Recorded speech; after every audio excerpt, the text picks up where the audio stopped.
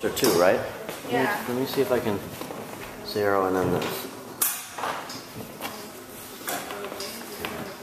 Industrial output. Alright, good. And then this here. Let's get this in there too.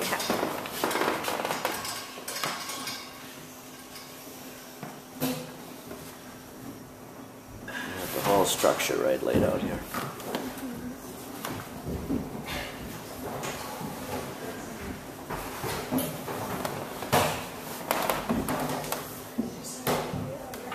Alright. We did industrialism. Cool. Industrialism is an economic organization of society built largely on mechanized industry rather than agriculture, craftsmanship, or commerce. The Industrial Revolution went from the 18th to the 19th century. There were major changes in agriculture, manufacturing, mining, transportation, technology, and that had a major impact on society. And also there was coal, which gave power to Great Britain, and then that enabled them to develop the steam engine, which was very big.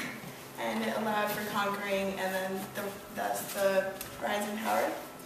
And there was new marketing, so there's competition between the empires. Yeah, so that all started with the rise of the West because they got their resources, which was coal.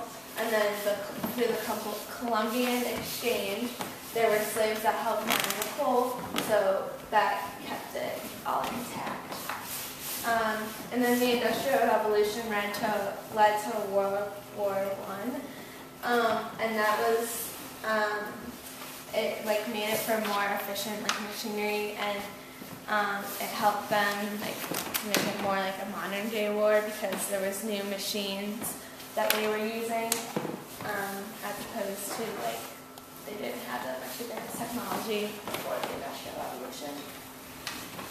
And also about the Industrial Revolution, it caused an outburst of lots of factories